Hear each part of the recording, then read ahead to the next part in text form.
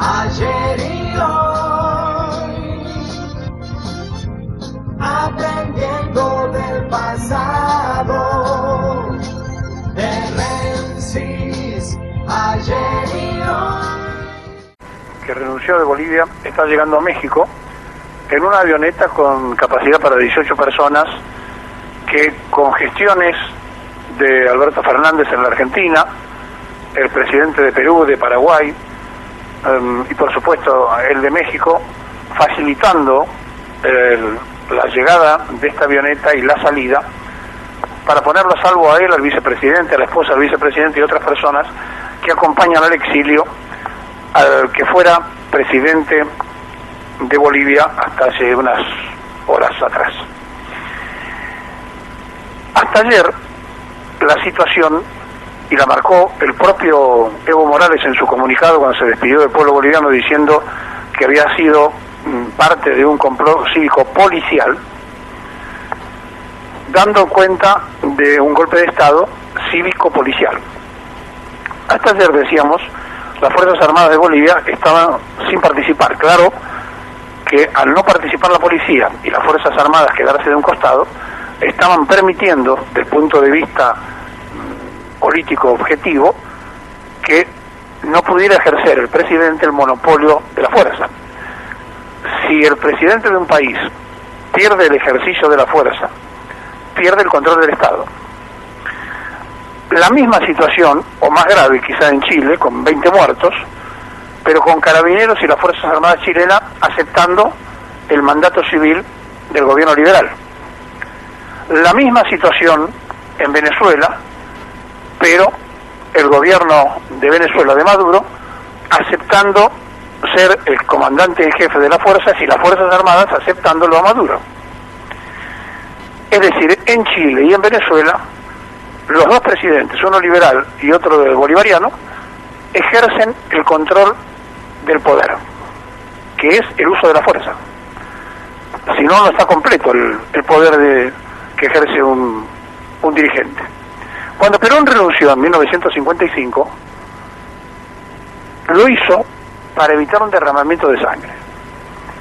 Y Evo Morales lo hizo en las mismas condiciones, aunque mucho más complicado, porque él sabía que sus partidarios y los partidarios, o la gente que estaba en contra, se podían enfrentar en las calles, como ocurrió y está ocurriendo en La Paz, pero con una policía que no participaría y con unas Fuerzas Armadas que tampoco lo harían, por lo cual es el comienzo de la guerra civil.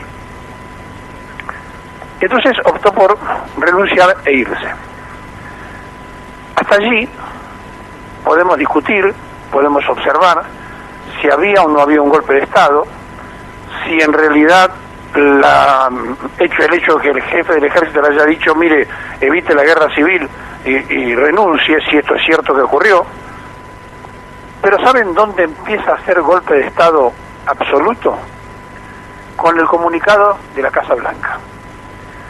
Ayer, cuando el presidente norteamericano dice que felicita a las Fuerzas Armadas de Bolivia y al pueblo boliviano por defender la democracia, y mezclan el comunicado para ponerse en gendarme de Latinoamérica y que no haya duda de esta posición, mezcla a Nicaragua y a Venezuela en el mismo comunicado, hay una demostración concreta de que si no estuvieron metidos en la caída de Evo, se van a meter ahora. Y por lo tanto, es mejor pensar que estuvieron antes, porque evidentemente, para pensar que estuvieron antes tenemos que imaginar por qué le puede interesar a Estados Unidos que haya conflictos en Bolivia en paralelo a cuando hay conflictos en Chile. Porque está pasando algo en el mundo que nos vamos a enterar en los próximos días, porque de alguna manera esto va a empezar a trascender, donde existe sobre la impresión de billetes, sea dólar, sea yuanes, cualquier billete de lo que está circulando, una superación multimillonaria de deuda. Es decir, el endeudamiento global supera el circulante. A ver si está claro esto. Todo lo que se maneja en el mundo como deuda supera los billetes que circulan. Y por lo tanto, la semana pasada, el Deutsche Bank estuvo por quebrar. Entonces inmediatamente se creó toda una alerta, porque si se caía un banco alemán arrastraba en cadena a una sucesión de situaciones económicas muy difíciles. Y cada vez que en el mundo pasa esto, las potencias han inventado guerras para salir de los conflictos. Después de Asia y de África, el continente americano y esencialmente el sudamericano pasa a ser codiciado. Los chinos son 1.500 millones. Con Mao Zedong podían tener un solo hijo. Ahora se los facultó a tener hasta 2 hijos. La reproducción de los chinos hace que no entren en su territorio y que tengan que buscar sí o sí lugares en el mundo porque no pueden vivir en China. Pero además los chinos son los sostenedores del endeudamiento norteamericano. La deuda externa norteamericana la tienen los chinos. Por lo tanto, la primera potencia mundial económica en este momento es China. Todavía no es la primera potencia militar, que sigue siendo Estados Unidos, pero sí es la primera potencia económica. Por lo tanto, se produce un grave conflicto en el capitalismo. Es decir, la primera potencia capitalista y militar pierde el manejo económico. Y entonces se va a disparar lo que se llama el patrón oro. Es decir, buscar darle respaldo al dólar, que no lo tiene, porque el dólar no lo hace el gobierno norteamericano, el dólar lo producen un grupo de banqueros que están en la Reserva Federal con una imprenta que trabaja las 24 horas imprimiendo billetitos verdes, y con eso compran voluntades en el mundo y desarrollan la fuerza militar más poderosa. Y entonces, ¿por qué van a crear conflictos en esta parte? Y acá viene la explicación de lo que pasa en Bolivia. Bolivia es la primera reserva de litio. Junto con Chile y con Argentina, los 3 países tenemos el combustible del futuro, el que se usa para ir al espacio y el que se usa en las baterías. Tiene una enorme reserva de gas. Pero además, en Potosí, que está al sur, en La Paz, que es al oeste, y en Oruro, que es al suroeste, se produce, para que ustedes tengan idea, el estaño, que es el 4º productor mundial, la plata, que es el 11º productor del mundo, cobre, zinc y todo lo que ustedes se puedan imaginar, y lo que tienen que no se saca del suelo boliviano. Empiecen a buscar en estas causas, más allá de los errores cometidos por Evo Morales, más allá del pedido de que se permita elegir libremente, vayan entendiendo por qué las potencias pueden tener interés en Bolivia. Y por qué puede haber interés también en Chile, de que el pueblo no tenga la posibilidad de modificar nada, porque allí, principal productor de cobre, gran reserva minera, el macizo andino es un solo movimiento, lo que tiene Chile de un lado lo tiene Argentina del otro. Y entonces aquí empieza la otra parte de la historia. Las potencias primero tratan de conseguir con los claudicantes locales hacer negocios. Cuando ya no pueden hacerlo, ingresan por la fuerza. El problema del futuro es el aire no contaminado, el agua no contaminada y los lugares deshabitados para poder poner la gente que sobra, en el caso de los chinos. La Patagonia Argentina tiene una densidad inferior a 1 habitante por kilómetro cuadrado. Geopolíticamente el país está en un estado de preocupación. Yo no sé si nos damos cuenta todos los que podemos analizar esto. Lo mismo le pasa a Bolivia, lo mismo le pasa a Chile, y lo mismo le va a seguir pasando a todos los demás países que no quieran entregar mansamente sus riquezas, y le va a pasar a Brasil en tiempo y forma, porque Brasil además tiene también grandes reservas en cuanto a lo que hacen al manejo climático, porque es el pulmón del mundo. Y entonces podemos entender que cuando estalle la burbuja financiera, la excusa para tapar el estallido va a ser los conflictos armados. Y como ya la guerra no se hacen como se hacían antes, sino que ahora se aprieta un botón, en los lugares donde se puede hacer como se hacía antes es en Sudamérica, porque no está el desarrollo tecnológico como para contrarrestarlo. Por eso, los chinos pusieron una base en Neuquén durante el gobierno de Cristina y por eso los norteamericanos con Macri pusieron una base también en la Patagonia. Y mientras estas cosas están ocurriendo a nuestras espaldas, y mientras nosotros discutimos cosas muy importantes como puede ser lo que están pasando los pueblos hermanos, tenemos que empezar a entender lo que es la geopolítica y dónde estamos inmersos.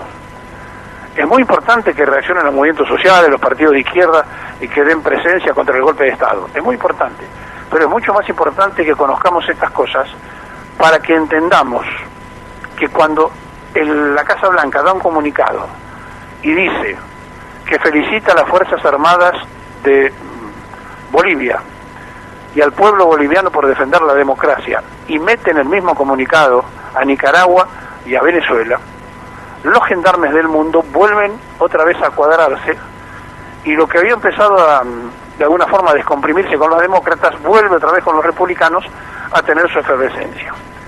Y el gobierno argentino que se está yendo, con Mauricio Macri a la cabeza, suscribió al eje Londres, Washington, Tel Aviv. Y ese eje está en cuestionamiento porque el propio Trump puede perder la propia presidencia en un juicio político. Y cuando en Estados Unidos empiecen a darse cuenta esto de la burbuja financiera y de el tema de tener que buscar apretar el botón para buscarle respaldo al dólar, no sabemos ni siquiera cómo va a terminar en los propios Estados Unidos. Hay que tener mucho cuidado porque Asia y África la ensangrentaron. Y no es nada raro imaginar o pensar que cualquier excusa les puede servir para hacer que nos peleemos entre nosotros, cualquiera de los pueblos de Sudamérica, y ellos vengan a poner, entre comillas, el orden y la paz, y ocupen los lugares que necesitan ocupar. 1.500 millones de chinos necesitan lugares en el mundo, se están reproduciendo a 2 hijos por cada pareja china. Nosotros no lo vamos a ver, pero nuestros nietos sí. No van a pedir permiso, van a ocupar los territorios que necesitan para su propia sobrevivencia. Estados Unidos está en crisis económica y financiera. La guerra, en cualquier parte del mundo, tapa y se usa de pantalla. Decía Clausy que la guerra era la política por otros métodos, o la continuidad de la política por otros medios. Y Ortega y Gasset nos dijo a nosotros, argentinos, a las cosas.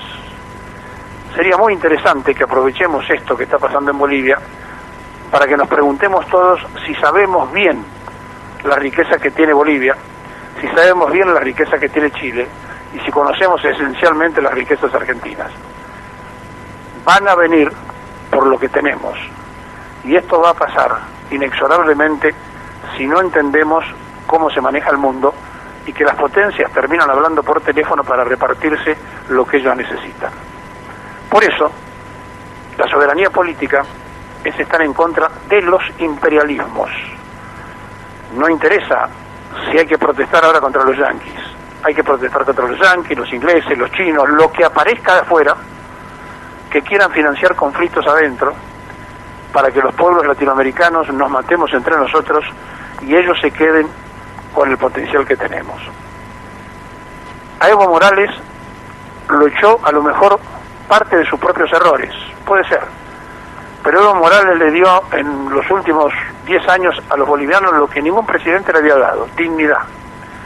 Y al pueblo indígena, que tiene 32 etnias, muy difícil gobernar Bolivia, le dio opciones y alternativas. Sin embargo, la mitad de ese pueblo nativo está en contra de Evo. Es decir, todo es muy complejo y muy difícil cuando se discuten cosas ancestrales por un lado y falta la mirada de perspectiva del futuro. Ayer, la vicepresidenta segundo del Senado, que es de la oposición, con lágrimas en los ojos, pidió que salgan las Fuerzas Armadas bolivianas a la calle porque la policía había sido rebalsada. ¿Qué hizo el jefe de la policía? Agarró las cámaras de televisión que estaban en la calle cubriendo, se puso enfrente y dijo, le pedimos al ejército que salga a la calle porque nosotros somos rebalsados por los conflictos que hay en este momento en La Paz. Pero no solamente era La Paz, pasaba en Cochabamba y pasaba en cada departamento boliviano. El avión salió de Cochabamba, ya debe estar llegando a México. Alberto Fernández se movilizó activamente para que esto pudiera ocurrir Pero tenemos nosotros que pensar que esto que está ocurriendo en Bolivia, más allá de lo que podamos discutir, es una demostración que las Fuerzas Armadas, que se mostraron prescindentes, esperaron que ahora técnicamente un civil, en este caso justamente una persona de la oposición de Evo, que se hizo cargo por las renuncias masivas que hubo de la Asamblea, que llamó para hoy una Asamblea Legislativa, que no sabemos si se va a hacer, porque no sabemos si el MAS, el Movimiento del Socialismo de Evo, va a ir o no al Parlamento. Llorando les dijo, háganse encargo, y le habló nombrándolo al general, que es el jefe de las Fuerzas Armadas, diciéndole, usted será el responsable de lo que está pasando con estas bandas. ¿Por qué dijo eso? Porque los primeros que salieron a quemar y a hacer desastres eran los partidarios que estaban en contra de Evo Morales, y los que salieron después fueron los que defendían a Evo Morales. Hay que entender por qué ahora piden las Fuerzas Armadas y el Ejército en la calle. Porque al haberse ido Morales, ahora quieren que se proteja el gobierno que va a surgir. Y si no hay elecciones libres en Venezuela, y no hay elecciones libres en Chile, y no hay elecciones libres en Bolivia, será un fracaso de la democracia. Pero la gran diferencia está que en Venezuela el poder lo ejerce Maduro, en Chile lo ejerce Pineda, y Evo Morales no pudo usar en Bolivia el poder que tenía, porque el uso de la fuerza le negó esa utilización del poder. Por eso dicen todos, es un golpe de Estado. Es decir, no le hicieron caso a la orden del presidente de que la policía salga. Por eso él no habló de las Fuerzas Armadas, sino que dijo un complot cívico-policial, porque él no llamó nunca a las Fuerzas Armadas. Dijo, la policía tenía que poner orden y no la puso, se acuarteló. Estamos en una crisis mucho más profunda de la que creemos, pero entiendan que no es un accidente lo de Bolivia ni lo de Chile. Piensen en África y en Asia. Piensen en China, en Inglaterra, en Rusia y en Estados Unidos.